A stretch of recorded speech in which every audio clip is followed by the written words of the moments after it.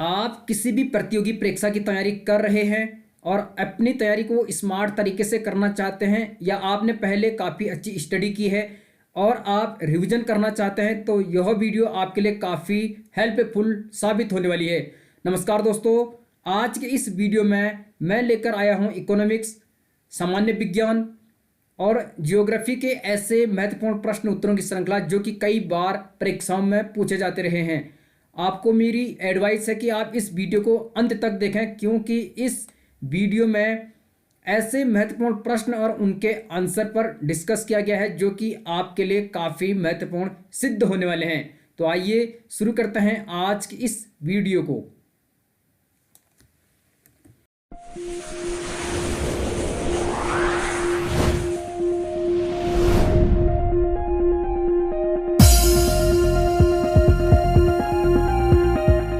आज की इस वीडियो में हम हल करेंगे 32 प्रश्न और इनसे संबंधित एडिशनल जानकारी भी प्राप्त करेंगे। आप कॉपी पेन लेकर नोट भी कर सकते हैं। इससे पहले के 68 प्रश्न हम पिछली 3 वीडियो में हल कर चुके हैं। यदि आपने वह वीडियो नहीं देखी हैं तो आप इस वीडियो के डिस्क्रिप्शन बॉक्स में जाकर उनके लिंक पर क्लिक करके उन्हें देख सकते हैं। ये प्रश्न काफ़ी इम्पोर्टेंट हैं, आप ध्यानपूर्वक वीडियो को अंत तक अवश्य देखें। आज का पहला प्रश्न है, निम्नलिखित में से एक केंद्र सरकार का कर नहीं है। यहाँ पर पूछा गया है नहीं है, तो 4 कर दिए गए हैं यहाँ पर। इनमें से हमें बताना है कि सेंट्रल गवर्नमेंट यानी केंद्र सरकार का कर कौन सा नहीं है, यानी कौन सा टैक्स इनमें से सेंट्रल गवर्नमेंट का नहीं है। इस प्रश्न का सही जवाब है ऑप्शन सी, भू राजस्व। बाकी आयकर, सीमा शुल्क और सेंट्रल एक्साइज, ये 3 कर केंद्र सरकार के हैं, लेकिन भू राजस्व नहीं है। इस प्रकार ऑप्शन सी सही उत्तर होगा। अगला प्रश्न, निम्न में से एक 13वें वित्त आयोग के अध्यक्ष हैं। भारत में प्रत्येक 5 वर्ष में वित्त आयोग का गठन होता है। हमें बताना है कि 13वें वित्त आयोग के अध्यक्ष कौन थे। इस प्रश्न का सही जवाब है ऑप्शन बी, डॉक्टर विजय केलकर। तो 13वें वित्त आयोग के अध्यक्ष थे डॉक्टर विजय केलकर। और यदि वित्त आयोग की बात करें तो भारतीय संविधान में वित्त आयोग के संबंध में अनुच्छेद 280 और 281 में उल्लेख किया गया है। 280 और 281 में उल्लेख किया गया है। वित्त आयोग एक अर्ध न्यायिक एवं सलाहकारी निकाय है। अर्ध न्यायिक और सलाहकारी निकाय है, ये आपको पता होना चाहिए, काफ़ी इम्पोर्टेंट है। और इसके अतिरिक्त हम आपको ये भी बता देते हैं, जो 13वां वित्त आयोग था इसका कार्यकाल 1 अप्रैल 2010 से 31 मार्च 2015 तक था, यानी 2010 से 2015 तक था। और जैसे कि मैं बता चुका हूं कि वित्त आयोग का गठन प्रत्येक 5 वर्ष के लिए होता है, यह आपको पता होना चाहिए। इसके अतिरिक्त 15वें वित्त आयोग की बात करें तो केंद्रीय सरकार ने यानी केंद्रीय मंत्रिमंडल ने 22 नवंबर 2017 को 15वें वित्त आयोग के गठन की मंजूरी दी। वर्तमान में 15वां वित्त आयोग चल रहा है। 15वें वित्त आयोग का कार्यकाल 2020 से 2025 होगा। तो 2020 से 2025 तक 15वां वित्त आयोग का कार्यकाल होगा। अभी तक 14 वित्त आयोग गठित हो चुके हैं। 14वें वित्त आयोग की सिफारिश 2019-20 तक वैध थी। और यदि प्रथम वित्त आयोग की बात करें तो प्रथम वित्त आयोग का गठन हुआ था 1951 में। तो 1952 से इसने काम करना शुरू किया और प्रथम वित्त आयोग के अध्यक्ष थे केसी नियोगी। तो ये आप ध्यान में रखिए, केसी नियोगी प्रथम वित्त आयोग के अध्यक्ष थे। और 15वें वित्त आयोग के अध्यक्ष हैं एन.के. सिंह। 2020 से 2025 तक एन.के. सिंह योजना आयोग के पूर्व सदस्य थे। वित्त आयोग का गठन भारत के राष्ट्रपति करते हैं। और आपको ये भी बता दूं कि 1993 से राज्यों में राज्य वित्त आयोग के गठन का प्रावधान है। तो 1993 से जब से पंचायती राज आया तब से राज्य में राज्य वित्त आयोग का गठन किया जाने लगा। वित्त आयोग में एक अध्यक्ष व 4 सदस्य होते हैं, यानी कुल 5 सदस्य होते हैं, एक अध्यक्ष और 4 सदस्य। उसमें से 2 सदस्य पूर्णकालीन होते हैं और 2 अंशकालीन होते हैं। और यदि 13वें वित्त आयोग की बात करें, इसके अध्यक्ष थे डॉक्टर विजय केलकर। 14वें वित्त आयोग के अध्यक्ष थे वाई रेड्डी। 15वें वित्त आयोग के अध्यक्ष हैं एन.के. सिंह, जो कि 2020 से 2025 तक चलेगा। और यदि प्रथम वित्त आयोग की बात करें तो इसकी नियुक्ति हुई थी 1951 में। उसके अध्यक्ष थे के.सी. नियोगी। और प्रथम वित्त आयोग का कार्यकाल था 1952 से 1957। और दूसरा वित्त आयोग 1956 में नियुक्त हुआ। के शांतनम उसके अध्यक्ष थे। तो ये आप ध्यान में रखिए, काफ़ी इंपॉर्टेंट जानकारी मैं आपको दे चुका हूँ। ठीक है, तो मुझे लगता है आप इसे समझ चुके होंगे। ये प्रश्न काफ़ी इंपॉर्टेंट है। आगे बढ़ते हैं। काफ़ी इंटरेस्टिंग वीडियो है, आप इन्हें नोट भी कर सकते हैं और हमारे टेलीग्राम चैनल को भी आप ज्वाइन कर सकते हैं। उसका लिंक इस वीडियो के डिस्क्रिप्शन में है, वहाँ भी हम जानकारी देते रहते हैं। अगला प्रश्न है, विष्णुगाड़ पीपल कोठी जल विद्युत परियोजना निम्न में से किस नदी पर विकसित की गई है? तो एक जल विद्युत परियोजना है विष्णुगाड़ पीपल कोठी, तो ये किस नदी पर है? इसका सही जवाब है ऑप्शन बी, अलकनंदा। अलकनंदा नदी बद्रीनाथ धाम से ऊपर सतोपंत ग्लेशियर से निकलती है। सतोपंत ग्लेशियर अलकनंदा का उद्गम स्थल है। तो अलकनंदा नदी पर बना है विष्णुगाड़ पीपल कोठी। पीपल कोठी जनपद चमोली में पड़ता है, जो कि जोशीमठ विकासखंड से पीछे है। और तो ये जो परियोजना है यह अलकनंदा नदी पर बनी है और ये 400 मेगावाट की है। 400 मेगावाट की है। तो इस प्रकार इस प्रश्न का सही जवाब है ऑप्शन बी। अगला प्रश्न, भारत निर्माण योजना संबंधित है। एक योजना है भारत निर्माण योजना, तो यह इनमें से किसी से संबंधित है?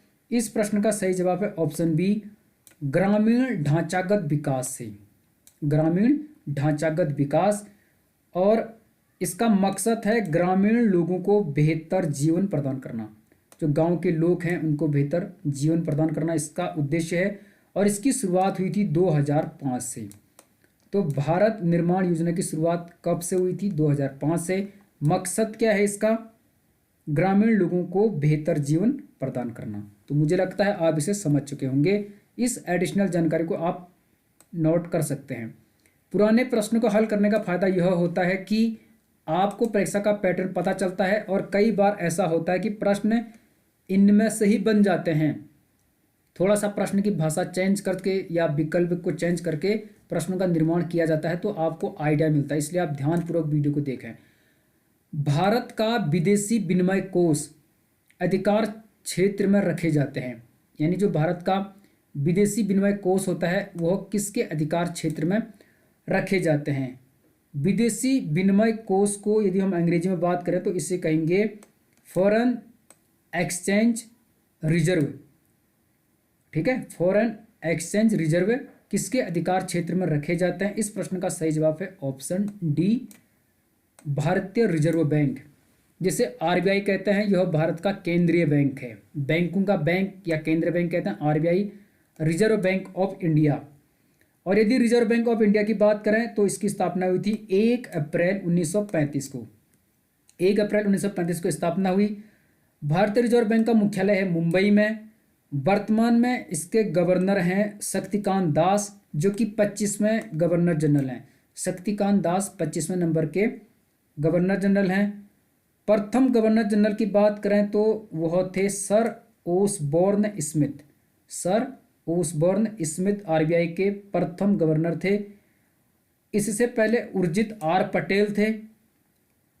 और वर्तमान में है कौन? शक्तिकांत दास, जो कि 25वें नंबर के हैं और इनका कार्यकाल 12 दिसंबर 2018 से शुरू है। तो मुझे लगता है ये इम्पोर्टेंट था, आप इसे समझ चुके होंगे। ये एडिशनल जानकारी आपको होनी चाहिए। आगे बढ़ते हैं। आप इस एडिशनल जानकारी को भी नोट कर सकते हैं। यहाँ पूछा गया है, भारत की राष्ट्रीय आय गणना करने वाली संस्था है। एक इंस्टीट्यूशन है, एक संगठन, एक ऑफिस है जो भारत की राष्ट्रीय आय यानी नेशनल इनकम की गणना करती है। तो इनमें से कौन है? इस प्रश्न का सही जवाब है ऑप्शन डी, केंद्रीय सांख्यिकी संगठन, जिससे शॉर्ट में कहते हैं CSO, क्या कहते हैं CSO, सेंट्रल स्टैटिक्स ऑफिस या सेंट्रल स्टैटिक्स ऑर्गेनाइजेशन। तो केंद्रीय सांख्यिकीय संगठन क्या करता है, भारत में राष्ट्रीय आय की गणना करता है। और यदि इसकी स्थापना की बात करें तो केंद्रीय सांख्यिकी संगठन की स्थापना हुई थी 1951 में। ये प्रश्न कई बार पूछा जाता है। 1951 में इसकी स्थापना हुई और इसका मुख्यालय है नई दिल्ली में। तो ध्यान में रखिए, ऑप्शन डी सही जवाब हो जाएगा। अगला प्रश्न है, भारत में सबसे बड़ा बांध है, इनमें से कौन सा बांध भारत में सबसे बड़ा है। तो 4 ऑप्शन है, तो हमें बताना कि इनमें से सबसे बड़ा कौन है। प्रश्न का सही जवाब है भाखड़ा बांध। इस प्रश्न का सही जवाब क्या हो जाएगा, भाखड़ा बांध। और यदि भाखड़ा बांध की बात करें तो यह बना है सतलुज नदी पर, सतलुज नदी पर बना है। 1948 में इसका कार्य शुरू हुआ और 1968 में ये बनकर तैयार हुआ।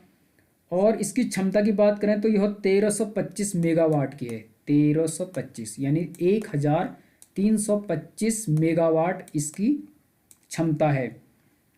और कई बार पूछा जाता है कि भाखड़ा बांध से किन किन राज्यों को फायदा होता है। तो इसमें पंजाब, हरियाणा, दिल्ली, राजस्थान, हिमाचल प्रदेश, इनको फायदा होता है। तो आप ध्यान में रखिए। और यदि इनमें टिहरी बांध लिखा होता तो फिर उसके बाद सही जवाब हो जाता टिहरी, क्योंकि टिहरी बांध की जो क्षमता है वो है 2400 मेगावाट, 2400 मेगावाट, जबकि भाखड़ा बांध की कैपेसिटी है 1325 यानी 1325 मेगावाट। तो ये आप ध्यान में रखिए। इस प्रश्न का सही जवाब है ऑप्शन ए। नोट भी कर सकते हैं, जो मैं आपको एडिशनल जानकारी दे रहा हूँ, यदि आपके लिए हेल्पफुल है तो आप नोट कर सकते हैं। यहाँ पर प्रश्न अंग्रेजी में भी हैं, यदि कोई अंग्रेजी का विद्यार्थी है तो मैं वीडियो को हल्के से पॉज कर रहा हूँ, आप इन्हें हल कर सकते हैं। काफ़ी इम्पोर्टेंट प्रश्न हैं, ध्यान से देखिए, इंटरेस्टिंग प्रश्न हैं और वीडियो को अंत तक देखें, आपको काफ़ी फायदा इन प्रश्नों से मिलने वाला है। अगला प्रश्न पूछा गया है, ड्यूट्रियम ऑक्साइड को सामान्यतया किस नाम से जाना जाता है। एक शब्द यहाँ पर दिया गया है ड्यूट्रियम ऑक्साइड, तो सामान्यतया इससे किस नाम से जाना जाता है। इस प्रश्न का सही जवाब है ऑप्शन सी, भारी जल, हैवी वाटर। तो ड्यूट्रियम ऑक्साइड को भारी जल के नाम से भी जाना जाता है, इस प्रश्न को आप समझ लीजिए। और भारी जल हाइड्रोजन के समस्थानिक ड्यूट्रियम का ऑक्साइड है, तो ऑप्शन सी इसका सही जवाब होगा। अगला प्रश्न, प्रश्न नंबर 77, यहाँ पूछा गया है, नाथुला दर्रा भारत के किस राज्य में स्थित है। दर्रा यानी पास, तो नाथुला दर्रा भारत के किस राज्य में स्थित है, ये हमें बताना है। इस प्रश्न का सही जवाब है ऑप्शन नंबर ए, सिक्किम। तो नाथुला दर्रा किस राज्य में है, भारत के सिक्किम में। और यह सिक्किम को तिब्बत से जोड़ता है, सिक्किम और तिब्बत के मध्य है नाथुला दर्रा, तो ऑप्शन ए सही जवाब हो जाएगा। नोट करिए, ये प्रश्न कई बार पूछा जाता है, काफ़ी हेल्पफुल आपके लिए होने वाला है। अगला प्रश्न, ये भी काफ़ी महत्वपूर्ण प्रश्न है, रीजनिंग का प्रश्न है। यहाँ पूछा गया है, किसी पंचभुज में कितने विकर्ण खींचे जा सकते हैं। विकर्ण कितने खींचे जा सकते हैं किसी पंचभुज में, जिनकी 5 भुजा होती है उसे क्या कहेंगे, पंचभुज। तो मैं यहाँ पे आपको एक पंचभुज बना के दिखाता हूँ, आप ऐसा करके इसे पंचभुज बना सकते हैं। ये ऐसा करोगे और ये पंचभुज, ये 5 भुजाएं होगी, पहली भुजा, दूसरी भुजा, तीसरी भुजा, चौथी भुजा, 5वीं भुजा, तो ये पंचभुज है। इसी प्रकार 6 भुजा, 7 भुजा, 4 भुजा, चतुर्भुज हो जाएगा। तो इस प्रश्न का सही जवाब है ऑप्शन नंबर बी, 5। तो पंचभुज में कितने विकर्ण खींचे जा सकते हैं, 5। इसका एक सूत्र है, मैं आपको सूत्र बता देता हूँ। पंचभुज को अंग्रेजी में पेंटागन कहते हैं। और पंचभुज की बात करें तो 5 सरल रेखाओं से बनी बंद आकृति, 5 सरल रेखाओं से बनी बंद आकृति को पंचभुज कहते हैं। इसका एक सूत्र है, सूत्र से आप किसी भी प्रश्न का जवाब निकाल लोगे। उसका सूत्र है n, आप n लिखोगे, फिर ब्रैकेट में n लिखोगे, माइनस यहाँ पे लिखोगे 3 और अपॉन में लिखोगे 2, ये सूत्र है। इसको आप हमेशा याद रखिए। यहाँ पर जो दो एन है, एक ये एन और एक ये एन, इन दो एन की जगह आपको उस संख्या को रखना है जो यहाँ पूछा गया। जैसे यहाँ पे पंचभुज रखा गया तो पंचभुज मतलब 5, षष्ठभुज बोलेंगे 6 लिखोगे, सप्तभुज में 7 लिखोगे, जितने भुज लिखे होंगे उससे आप एन की जगह रखोगे। जैसे पंचभुज लिखा है तो मैं यहाँ पे लिखूंगा 5, फिर ब्रैकेट में फिर एन की जगह लिखूंगा 5, माइनस करूंगा उससे 3 से, फिर ब्रैकेट क्लोज कर दूंगा अपॉन 2, 2 से भागा दूंगा। अब आगे क्या होगा इसमें ध्यान से देखिए आप, यहाँ पे 5 तो सेम रहेगा, जो ये वाला 5 है ये मैंने लिख दिया। ब्रैकेट के अंदर 5 में से 3 माइनस कर दूंगा तो कितना बच जाएगा 2, 5 में से 3 घटाया 2, अपॉन में ये वाला 2 रहेगा, जो 2 है ये जो बचा हुआ 2 ये सेम मैं यहाँ पे लिख दूंगा। इतना आप समझ गए। अब इन दो को हम गुणा करेंगे, किन दो को गुणा करेंगे, 5 और 2 को, तो 5 गुणा 2, 5 2 जा 10, यानी 5 दूना 10 होता है। तो 5 दूना 10 हो गया, नीचे 2 बचा है, इस 2 को हम इसके नीचे लिख देंगे, तो 10 में हम 2 का भागा देंगे, काट के कितना आ जाएगा 5। तो इस प्रकार ऑप्शन नंबर बी इसका सही जवाब हो जाएगा। तो आपको क्या करना है, यहाँ पर जितना भुज लिखेगा वो बहुभुज, 5 भुजा, 6 भुजा, 7 भुजा, 8 भुजा, 9 भुजा, 10 भुजा अगर देता तो आप एन की जगह रखोगे 10, इस एन की जगह भी रखोगे 10, फिर -3/2। तब आप इस प्रकार के किसी भी प्रश्न को हल कर सकते हैं। तो आप ध्यान रखिए, एन ब्रैकेट में फिर एन -3 ब्रैकेट क्लोज अपॉन 2, ये सूत्र है।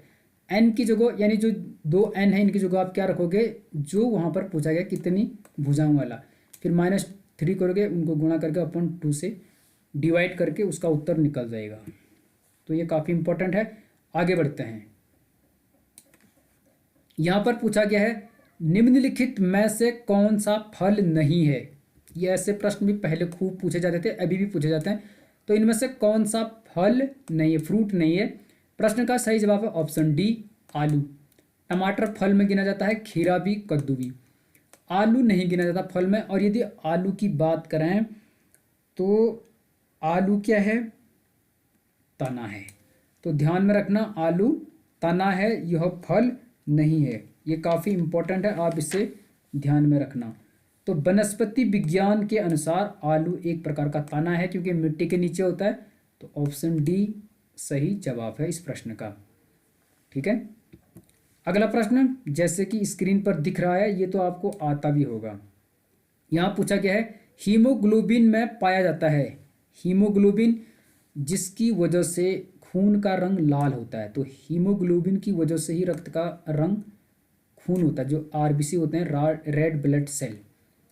तो इस प्रश्न में हमें पूछा गया कि हीमोग्लोबिन में पाया जाता है। प्रश्न का सही जवाब है ऑप्शन डी, लोहा, आयरन, यानी लोह पाया जाता है हमारे हीमोग्लोबिन में।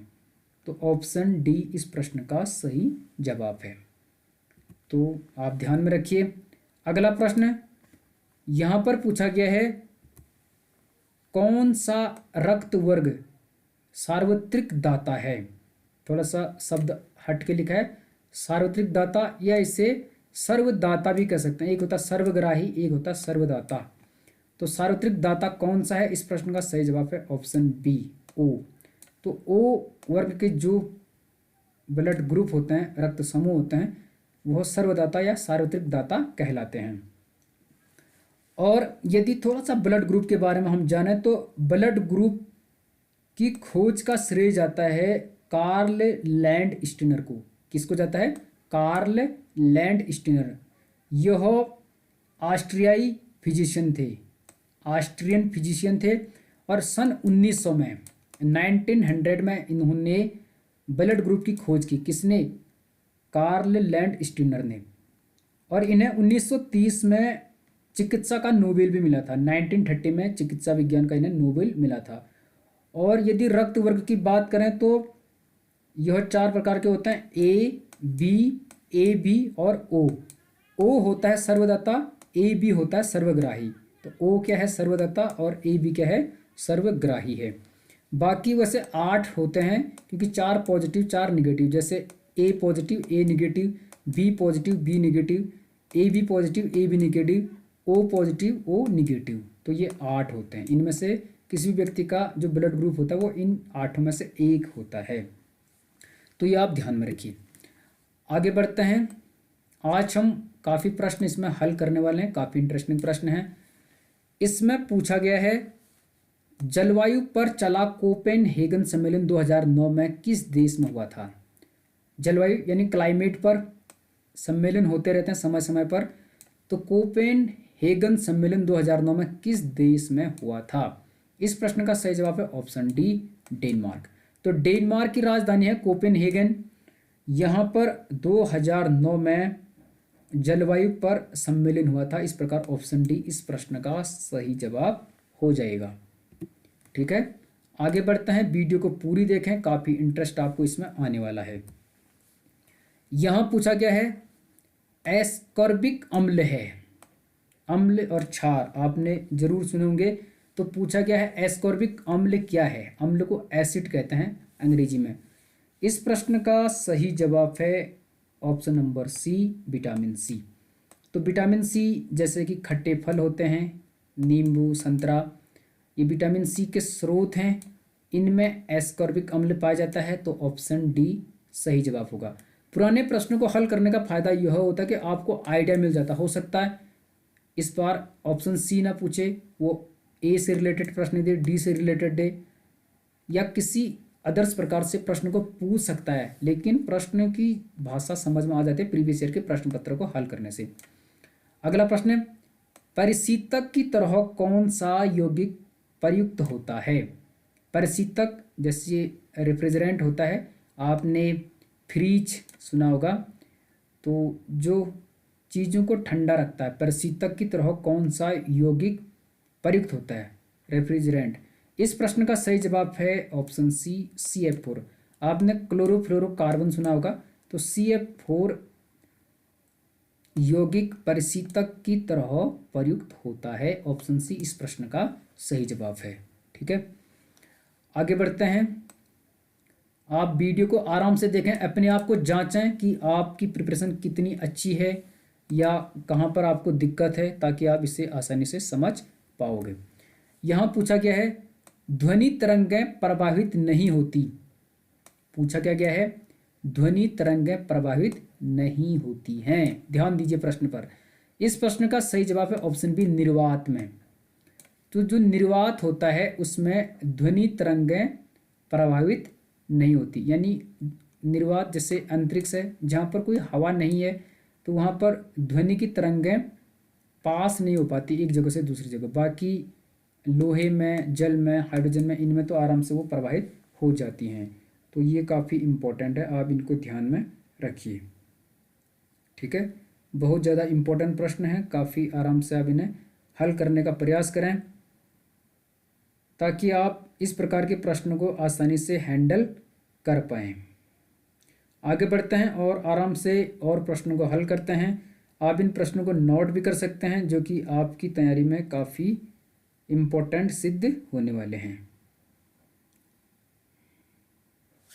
ठीक है, यहाँ पर पूछा गया है यदि एक डॉक्टर आपको 5 दवाई की गोलियां हर 5 घंटे बाद लेने को कहता है, तो उन्हें समाप्त करने में कितना समय लगेगा। किसी डॉक्टर ने आपको कहा कि 5 गोलियां हैं दवाई की, ठीक है, उन 5 गोलियों को लेने में आपको कितना समय लगेगा। रीजनिंग का प्रश्न है, डॉक्टर ने आपको 5 दवाई की गोलियां दी, हर 5 घंटे बाद लेने को कहा, उन्हें समाप्त करने में आपको कितना समय लगेगा। तो गोलियां कितनी है 5। एक गोली आपने खाई फर्स्ट में, दूसरी खाई 5 घंटे बाद, तीसरी खाई 10 घंटे बाद, चौथी खाई 15 घंटे बाद, पाँचवीं खाई 20 घंटे बाद। तो 20 घंटे में आप 5 टैबलेट खा लोगे। इस प्रश्न का सही जवाब है ऑप्शन बी, 20 घंटा। तो प्रश्न को ध्यान से पढ़ना है, उत्तर प्रश्न में ही छिपा रहता है। ठीक है, सिर्फ आवश्यकता होती है कि प्रश्न को ध्यान से पढ़ना, ताकि आप उसे आसानी से हल कर पाएं। और यदि प्रश्न की भाषा नहीं समझ पाए तो आप गलत करोगे। यहाँ पर पूछा गया है हाइड्रोजन परमाणु का स्पेक्ट्रम, जिसे वर्णक्रम कहते हैं, जो आँखों को दिखने वाले क्षेत्र से प्राप्त किया जाता है, उसका नाम है। तो हाइड्रोजन परमाणु का स्पेक्ट्रम जो आंखों को दिखने वाले क्षेत्र से प्राप्त किया जा सकता है, उसका क्या नाम है। इस प्रश्न का सही जवाब है ऑप्शन ए, बामर। ठीक है, काफ़ी इंपॉर्टेंट प्रश्न है, फिजिक्स का महत्वपूर्ण है ये। तो अल्ट्रा वायलेट संबंधित है लाइमन से, विजिबल बामर से, और इंफ्रारेड है पाश्चैन और फुंड से। तो इस प्रकार इस प्रश्न का सही जवाब है ऑप्शन ए बामर। ध्यान में रखिए, ऐसे प्रश्न पूछे जाएंगे और जो विज्ञान का छात्र है जिसने फिजिक्स पढ़ी है उसके लिए काफ़ी इजी रहा होगा, आप उसे समझ पा रहे होंगे। अगला प्रश्न, उत्तराखंड की सबसे बड़ी जल विद्युत परियोजना है। उत्तराखंड राज्य की सबसे बड़ी जल विद्युत परियोजना कौन सी इनमें से? प्रश्न का सही जवाब है ऑप्शन सी, टिहरी जल विद्युत परियोजना। तो ये प्रश्न तो लगभग लगभग सभी को आता है, ज़्यादा कठिन नहीं है, आसान है। और यदि हम टिहरी बांध की बात करें तो टिहरी बांध के बारे में तो आप जानते ही हैं, यह भागीरथी और भिलंगना नदी पर बना है जो टिहरी जनपद में है। भागीरथी का उद्गम स्थल है उत्तरकाशी के गौमुख से, भिलंगना का है टिहरी जनपद के खतलिंग ग्लेशियर से। तो गौमुख से भागीरथी, खतलिंग से भिलंगना आती है, जो टिहरी में मिलते हैं, वहाँ पर बना है टिहरी डैम। और टिहरी डैम की जो कैपेसिटी है वो है 2400 मेगावाट, 2400 मेगावाट क्षमता की है यह जल विद्युत परियोजना। ऑप्शन सी सही जवाब हो जाएगा, ध्यान में रखिए। अगला प्रश्न, मधुमेह रोगियों में पैदा करने की कमी होती है, डायबिटीज आपने सुना होगा। तो जो मधुमेह के रोगी होते हैं उनमें क्या पैदा करने की क्षमता कम हो जाती, घट जाती है? इस प्रश्न का सही जवाब है इंसुलिन। तो इंसुलिन की कमी से क्या होता है? मधुमेह यानी डायबिटीज़ होता है। तो जो मधुमेह के रोगी होते हैं उनमें इंसुलिन पैदा करने की क्षमता घट जाती है। ऑप्शन डी इस प्रश्न का सही जवाब है। ये बायोलॉजी का प्रश्न है तो इम्पोर्टेंट है, आप इसे समझ गए होंगे। बाकी प्रश्न यहाँ पर अंग्रेजी में भी हैं, आप इन्हें ध्यान से देखिए। जिन्हें अंग्रेजी में हल करना है वो अंग्रेजी में हल कर सकता है, और जिन्हें हिंदी में हल करना वो हिंदी में इन्हें हल कर सकता है। ठीक है, आप हिंदी में भी अंग्रेजी में भी वीडियो देखें। जब कभी प्रश्न अंग्रेजी में समझ में नहीं आता तो उसे हिंदी में देखना चाहिए, और हिंदी में समझ में नहीं आता तो अंग्रेजी में देखना चाहिए, ताकि आप गलत ना कर पाएँ। अगला प्रश्न यहाँ पर पूछा गया है, ये भी काफ़ी महत्वपूर्ण प्रश्न है, थोड़ा रीजनिंग बेस्ड प्रश्न है। यहाँ पूछा गया है, भूकंप की तीव्रता का मापन करते हैं। जो भूकंप आता है उसकी तीव्रता किससे मापी जाती है? प्रश्न का सही जवाब है सिस्मोग्राफ, या अगर यहाँ पे रिएक्टर स्केल होता तो रिएक्टर स्केल हो जाता। तो सिस्मोग्राफ से भूकंप की तीव्रता की माप की जाती है। ऑप्शन डी इस प्रश्न का सही जवाब हो जाएगा। अगला प्रश्न यहाँ पर एक रीजनिंग दी गई है, रीजनिंग का प्रश्न है। ऐसे प्रश्न भी आएंगे, आप रीजनिंग की तैयारी कर लो क्योंकि आपके लिए काफ़ी हेल्प होने वाले हैं। यहाँ पूछा गया है, नीचे दिए गए आकृति में प्रश्नवाचक चिन्ह के स्थान पर कौन सी संख्या आएगी? यहाँ पर एक प्रश्नवाचक चिन्ह दिया गया है 3 वाले आकृति में, तो यहाँ पर क्या आएगा, कौन सी संख्या आएगी इन 4 संख्याओं में से? तो 58, 60, 62, 64 ये पूछा गया है। तो जैसे कि हम पहले वाले को देखते हैं, आप ध्यान से देखो, आप खुद इसे हल कर लोगे। वैसे ये सभी कर पा रहे होंगे, ज़्यादा कठिन नहीं है। यहाँ बीच में 26 बना है, तो 26 कैसे बना? 5 चौकू 20, तो 5 चौकू 20, और उसके बाद इसमें इसने जोड़ दिया 3 दूनी 6, तो 20 + 6, 20 + 6 यानी 26। तो आपस में इन्होंने गुणा किया, 5 चौकू 20 और उस 20 में 3 दूनी 6 को जोड़ा तो कितना हो गया? 26 हो गया। समझ चुके होंगे। अगला यहाँ पर इसने पूछा है 6 पंजे 30, यानी इस 6 को इस 5 को गुणा किया, 6 पंजे कितना होता है? 30 होता है। ठीक है, 6 5 जा 30, और 4 तियाँ कितना होता है? 12। इस 4 को और इस 3 को गुणा किया, 4 तियाँ 12, तो 30 और 12 कितना होता है? 42। तो सही जवाब आ गया ये। यहाँ पर आप आराम से बस ध्यान से देखना, आप कर लोगे। तीसरा, इस 7 को 6 से गुणा करो, 7 6 के 42, यानी 7 6 जा 42, यहाँ पर 42 लिखता हूँ। इसी प्रकार 4 पंजे 20 होता है, तो 4 5 जा 20, तो यहाँ पे लिख देता हूँ 20, तो 2 का 2 हो जाएगा, और 4 और 2 6, तो 62। तो यहाँ पर ऑप्शन सी दिया गया 62, इस प्रश्न का सही जवाब है 62, आप देख सकते हैं। तो जो यहाँ पे ये क्वेश्चन मार्क दिया गया, यहाँ पे कितना आएगा? 62। ऐसे प्रश्नों का आप हल करें, सीरीज आती है तो आप रीजनिंग को आसानी से कर सकते हैं। आगे बढ़ते हैं।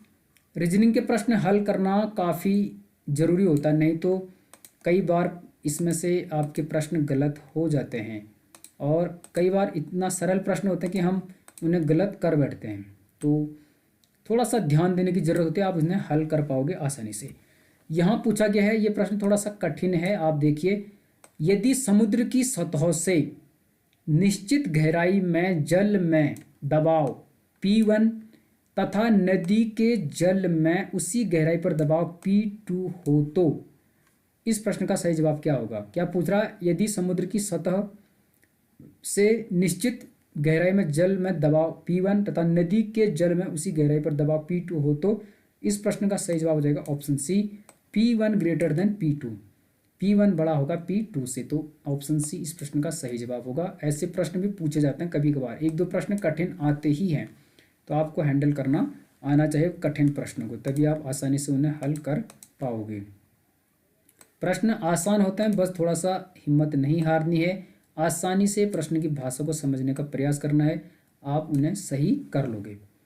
अगला प्रश्न यहाँ पूछा गया है, निम्न विकिरणों में से किसकी तरंग धैर्य सबसे कम है? तरंग धैर्य यानी वेवलेंथ, तरंग धैर्य को अंग्रेजी में क्या कहते हैं? वेवलेंथ। विकिरण यानी रेडिएशन, तो इसमें से किसकी तरंग धैर्य सबसे कम होती है? क्या पूछा गया? कम होती है, कई बार पूछेगा सबसे ज़्यादा होती है। इस प्रश्न का सही जवाब है, आप ध्यान दीजिए, ऐसे प्रश्न कई बार पूछे गए हैं, ऑप्शन नंबर बी, पैरा बैंगनी किरणें। तो जो पैरा बैंगनी किरणें होती हैं उनकी तरंग धैर्य क्या होती है? सबसे कम होती है। ठीक है, वैसे देखा जाए सबसे छोटी जो विकिरण यानी सबसे कम तरंग धैर्य होती है गामा किरणों की, सबसे छोटी गामा किरणों की होती है, लेकिन यहाँ पे गामा नहीं है, यहाँ पे रेडियो, पैराबैंगनी, अवरक्त, सूक्ष्म है, तो इस प्रश्न का सही जवाब है पैराबैंगनी किरणें। इसमें मैं आपको थोड़ा सा और बता देता हूँ, सबसे बड़ी तरंग धैर्य होती है रेडियो वेव की, रेडियो तरंगों की, तो रेडियो वेव सबसे बड़ी, फिर होती माइक्रोवेव यानी सूक्ष्म तरंगों की, फिर होते इंफ्रारेड, इंफ्रारेड यानी अवरक्त किरणों की, उसके बाद होती है विजिबल, फिर होता है अल्ट्रावायलेट, फिर होता है एक्सरेज, फिर होता है गामा। तो सबसे छोटी कौन सी होती है? गामा। सबसे बड़ी कौन सी होती है? रेडियो। फिर कौन सी होती है? माइक्रोवेव। फिर होती है इंफ्रारेड, फिर होती है विजिबल, फिर होती है अल्ट्रावायलेट, फिर होती है एक्सरेज। लेकिन यहाँ पे पूछा गया है पैरा बैंगनी किरणें, तो अल्ट्रावायलेट जिसे कहेंगे, तो ये हो गई आपकी सबसे छोटी कौन सी? गामा, उससे ऊपर एक्सरेज, फिर तीसरे पे होती है अल्ट्रावायलेट, तो पैराबैंगनी। तो यहाँ पे छोटी हुई थर्ड नंबर की, क्योंकि नीचे के दो ऑप्शन तो यहाँ दिए ही नहीं है, एक्सरेज और गामा, तो इस प्रकार ऑप्शन बी सही जवाब होगा। और यदि सबसे बड़ी पूछता इनमें से तब क्या हो जाता? रेडियो, तब ये वाला सही होता है, रेडियो। ठीक है, ध्यान रखिए आप, ये प्रश्न कई बार पूछा जाता है। और यदि इसकी जगह वो ऐसा भी दे सकता है प्रश्न, कई बार वो ऐसा नहीं पूछेगा, बल्कि पूछेगा कि सबसे कम तरंग धैर्य वाला प्रकाश होता है, सबसे कम तरंग धैर्य वाला प्रकाश होता है, तब होगा बैंगनी। तो बैंगनी रंग का तरंग धैर्य सबसे कम होता है। कई बार पूछेगा सबसे अधिक तरंग धैर्य वाला प्रकाश होता है, तब होगा रेड, लाल। ऐसे भी प्रश्न आते हैं, तो ध्यान में रखना, ऐसे प्रश्न सबसे ज़्यादा पूछे जाते हैं बार बार। थोड़ा सा मैं इसके बारे में और आपको विस्तार से बता देता हूँ, क्रम से। क्रम से क्या बता देता हूँ मैं? सबसे ज़्यादा होती है तरंग धैर्य लाल रंग की, फिर नारंगी की, फिर पीले, फिर हरा, फिर आसमानी, फिर नीला, और सबसे कम बैंगनी। तब सबसे ज़्यादा किसकी? लाल की। ठीक है, लाल को मैं रेड से लिख रहा हूँ, सबसे ज़्यादा रेड की, और सबसे कम किसकी होती है? बैंगनी की। तो बैंगनी की सबसे कम और रेड की सबसे ज़्यादा। तो कई बार इन्हें आरोही अवरोही भी दिया जाता है, तो आप ध्यान में रखना, लाल सबसे पहले, फिर नारंगी, फिर पीला, फिर हरा, फिर आसमानी, फिर नीला, फिर बैंगनी। ऐसे करके आपको ये हल करने आने चाहिए, क्योंकि महत्वपूर्ण प्रश्न है। ठीक है, आगे बढ़ते हैं। अगला प्रश्न, वीडियो पूरी देखें, हो सकता है वीडियो थोड़ी लंबी हो, लेकिन काफ़ी इंटरेस्टिंग प्रश्न है जो कि आपके लिए काफ़ी हेल्पफुल होंगे। हिमखंड पानी में तैरते रहते हैं क्योंकि बर्फ का घनत्व है, घनत्व जिसे डेंसिटी कहते हैं। तो हिमखंड पानी में तैरते हैं, क्यों तैरते हैं? क्योंकि बर्फ का घनत्व जल के घनत्व से कम होता है। तो जो हिमखंड, हिमखंड यानी बर्फ की शिलाएं जिसे कहेंगे, वो पानी में तैरते हैं। क्यों तैरते हैं? क्योंकि बर्फ का घनत्व जल के घनत्व से कम होता है, इसलिए वो तैरते हैं। अगर जल के घनत्व से अधिक हो जाता तो वो डूब जाता, लेकिन कम होता है, तो ऑप्शन बी सही जवाब हो जाएगा। जल के घनत्व से कम होने के कारण बर्फ के हिमखंड पानी में तैरते हैं। ठीक है, तो मुझे लगता है आप इसे समझ चुके होंगे। आगे बढ़ते हैं, 6 प्रश्न और हल करेंगे हम 100 तक। पीतल एक मिश्र धातु है जो बनती है। पीतल, जस्ता, तांबा, गंधक आपने सुना होगा। तो पीतल एक मिश्र धातु है जो बनता है, यानी ब्रास। इस प्रश्न का सही जवाब है जस्ता एवं तांबे से। तो जस्ता और तांबे से बनता है क्या? पीतल।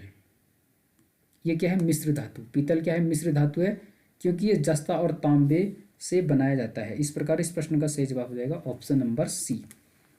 आगे बढ़ते हैं, ऐसे भी प्रश्न आएंगे, आपको हिंट्स मिल रहा है इन प्रश्न के माध्यम से। आप यहाँ पर प्रश्नों को अंग्रेजी में भी देख सकते हैं, जैसे कि आप देख पा रहे हैं। मैं वीडियो को जरा सी पॉज कर देता हूँ, आप इन्हें अंग्रेजी में भी हल कर सकते हैं।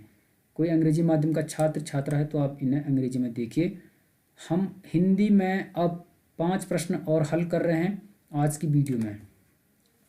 यहाँ पर पूछा गया है, पौधों द्वारा अवशोषित नाइट्रोजन का रूप है, यानी जो पेड़ पौधे होते हैं उनके द्वारा अवशोषित नाइट्रोजन का रूप है। प्रश्न का सही जवाब है ऑप्शन बी, नाइट्रेट। तो पौधों द्वारा अवशोषित नाइट्रोजन का रूप क्या है? नाइट्रेट। ऑप्शन बी इस प्रश्न का सही जवाब हो जाएगा। काफ़ी कॉमन प्रश्न है, ये प्रश्न भी कई बार पूछा जाता रहा है। अगला प्रश्न यहाँ पर पूछा गया है, सबसे अधिक जीवन जीने वाला प्राणी, यानी इनमें से कौन सा प्राणी सबसे लंबे समय तक जिंदा रहता है? ऑप्शन डी, कछुआ, टोर्टाइज। ये लगभग 300 सालों तक जीवित रहता है। सबसे लंबा जीवन काल है इसका 300 साल। तो कछुआ इस प्रश्न का सही जवाब हो जाएगा। ठीक है, ध्यान में रखिए, काफ़ी इंपॉर्टेंट प्रश्न है। अगला प्रश्न यहाँ पर पूछा गया है, प्रश्न नंबर 98। इसमें पूछा गया है, अर्जुन अवार्ड विजेता साइना नेहवाल किस खेल से संबंध रखती हैं? साइना नेहवाल भारत की हैं और इनका संबंध किस खेल से है? प्रश्न का सही जवाब ऑप्शन सी, बैडमिंटन। तो बैडमिंटन की खिलाड़ी हैं साइना नेहवाल। इस प्रकार आपको खेल एवं उनके खिलाड़ियों का नाम याद रखना होगा। जैसे सानिया मिर्जा लॉन टेनिस से है, सेरेना विलियम्स और Venus William, Roger Federer, Novak जोकोविच, और जो भी इस प्रकार के खिलाड़ी होते हैं कई खेलों के, उनके नाम और किस खेल से उनका संबंध है, आपको इनका प्रश्न का जवाब आना चाहिए। ठीक है, अगला प्रश्न है, संतोष ट्रॉफी किस खेल से संबंधित है? खेल और उनसे संबंधित ट्रॉफियां ये कई बार पूछे जाते हैं। या किस खेल में कितने खिलाड़ी होते हैं? जैसे फुटबॉल में, क्रिकेट में, रग्बी फुटबॉल में, पोलो में, वाटर पोलो में, शतरंज में, बैडमिंटन में, हॉकी में पूछे जाते हैं। तो आपको कौन सी ट्रॉफी किस खेल से संबंधित है, उसमें कितने खिलाड़ी होते हैं, इस प्रकार के प्रश्नों को ध्यान में रखना होगा। आपको यहाँ से हिंट मिलेगा। तो संतोष ट्रॉफी किस खेल से संबंधित है? इसका सही जवाब है ऑप्शन सी, फुटबॉल। फुटबॉल से संबंधित है संतोष ट्रॉफी। और यदि इसकी बात करें तो संतोष ट्रॉफी फुटबॉल की प्रतियोगिता, इसमें क्षेत्रीय फुटबॉल संघ तथा सरकारी संस्थानों की टीमें हिस्सा लेती हैं और इसमें लगभग 31 टीमें भाग लेती हैं। और इसकी शुरुआत की बात करें तो इस प्रतियोगिता की शुरुआत 1941 में हुई थी और इसका नाम संतोष ट्रॉफी इसलिए रखा गया क्योंकि भारतीय फुटबॉल संघ के अध्यक्ष संतोष के मनमथ नाथ राय चौधरी के नाम पे इसे संतोष ट्रॉफी कहते हैं। किसके नाम पर? संतोष के मनमथ नाथ राय चौधरी के नाम पर। तो आप इसका ध्यान रखिए, संतोष ट्रॉफी किससे संबंधित है? फुटबॉल से। ठीक है, आज का आखिरी प्रश्न जो कि काफ़ी महत्वपूर्ण है, ध्यान में रखिए। इस प्रश्न में क्या पूछा गया है समझ लीजिए आप इसको, और ये इम्पोर्टेंट भी है आपके लिए। ठीक है, थोड़ा सा मैं इसका फॉन्ट कम कर देता हूँ ताकि आप इसे आसानी से देख पाओ। ठीक है, तो आखिरी प्रश्न है, 4 यहाँ पर कूट दिए गए हैं, आपको मैच करना है। निम्नलिखित को जोड़िए। एक तरफ दिया है कि समूह ओ, दूसरी तरफ समूह बो। तो लैक्टिक अम्ल, सिट्रिक अम्ल, एसिटिक अम्ल और ब्यूटिक अम्ल, इधर सिरका, रेंसिड मक्खन, दूध, नींबू, ये दिया गया है। हमें बताना है कि इसमें से सही मैच कौन सा कर रहा है। इसका सही जवाब है ऑप्शन सी, 3 4 1 2। तो 1 का 3। इनको हल करते समय कभी भी क्या करना चाहिए, जो आपको आते हैं उनको सबसे पहले मैच कर लो, जो आपको करेक्ट आता है उनको मैच कर लो, फिर आसान हो जाता है प्रश्न को समझना। अगर आपको 1 नहीं भी आता होगा या 2 नहीं भी आते होंगे तो आप आइडिया लगा लोगे कि इसका ये जवाब हो सकता है। जैसे ये हल करना काफ़ी आसान हो गया कि 1 का तीसरा है, तो लैक्टिक अम्ल किस में पाया जाता है, दूध में। तो अब यहाँ से आगे चेक करने की ज़रूरत ही नहीं है इस प्रश्न को, क्योंकि यहाँ पर 1 का 3 सिर्फ इसी ऑप्शन में दिया गया है। तो आप डायरेक्ट सी पर टिक कर सकते हैं, आपका टाइम भी बचेगा ऐसे हल करने में। बाकी बशर्ते आप घर में हल कर सकते हैं, लेकिन अगर वहाँ पर टाइम कम है तो आपको दिख गया कि 1 का 3 सिर्फ एक ही ऑप्शन में है, 1 का थर्ड, तो सीधे डायरेक्ट इसको हिट कर दो, ये सही होगा। बाकी अगर हाँ 2 में अगर पहला वाला थर्ड या 3 में थर्ड होता तो आपको तब चेक करना पड़ता। फिर भी हम चेक करते हैं, पहले का तीसरा लैक्टिक अम्ल होता है दूध में, दूसरे का फोर्थ सिट्रिक अम्ल, सिट्रिक अम्ल किस में होता है, नींबू में, खट्टे फल में सिट्रिक अम्ल। तीसरे का 1 यानी थर्ड का 1, तो ये तीसरा है एसिटिक अम्ल, तो इसका 1 कह रहा है सिरिका, तो सिरिका में क्या पाया जाता है, एसिटिक अम्ल।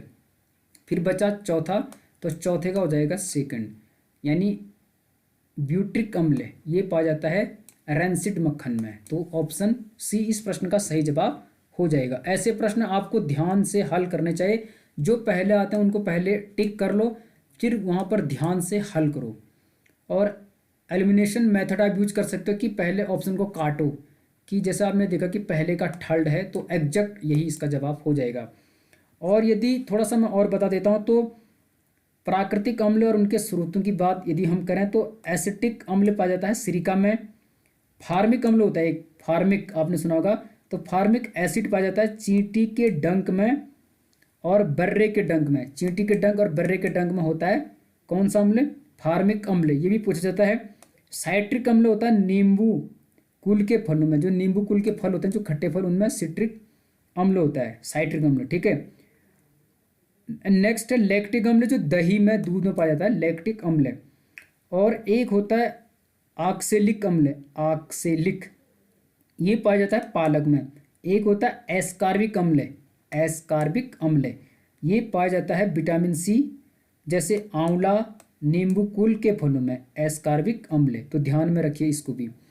और एक होता है टार्टरिक अम्ल, टार्टरिक अम्ल यानी टार्टरिक एसिड, ये पाया जाता है इमली में, अंगूर, कच्चे आम आदि फलों में। इमली, अंगूर, कच्चे फल में क्या पाया जाता है, टार्टरिक अम्ल, तो ध्यान में रखिए, ठीक है। तो एक होते हैं अम्ल और एक होते हैं क्षार। अम्ल को अंग्रेजी में कहते हैं एसिड, क्षार को कहते हैं बेस। तो यदि क्षार की बात करें तो ऐसे पदार्थ जिनका स्वाद कड़वा होता है और जो स्पर्श करने पर साबुन जैसे लगते हैं, क्षारक कहलाते हैं। ऐसे पदार्थ जिनका स्वाद कड़वा होता है और स्पर्श करने पर वो साबुन की तरह लगते हैं, क्षारक कहलाते हैं। इन पदार्थों की प्रकृति क्षारकीय कहलाती है। क्षारक लाल लिटमस पत्र को नीला कर देते हैं, तो ध्यान रखना जो क्षार होते हैं वो लाल लिटमस पत्र को नीला कर देते हैं, तो ये भी आप ध्यान में रखना, ठीक है। तो आज हमने 32 प्रश्न हल किए। मुझे लगता ये प्रश्न आपके लिए काफ़ी हेल्पफुल रहेंगे। यदि ये वीडियो आपको अच्छी लगी, ये प्रश्न आपके लिए हेल्पफुल लगे, तो आप वीडियो को लाइक करो, चैनल को सब्सक्राइब कर लो, कमेंट करो कि आपको वीडियो कैसी लग रही है, क्योंकि आपका एक लाइक, आपका एक कमेंट ही हमारे हौसलों को नई वीडियो बनाने के लिए प्रोत्साहित करता है, हमारे अंदर एनर्जी देता है। मिलते हैं अगली वीडियो में, तब तक के लिए बने रहिए गंगा प्रकाश वैश्विक के साथ। आपका बहुत बहुत धन्यवाद। All the best, good luck, खुश रहो, मस्त रहो, बिंदास रहो, हंसते रहो, मुस्कुराते रहो। Thank you so much, all the best.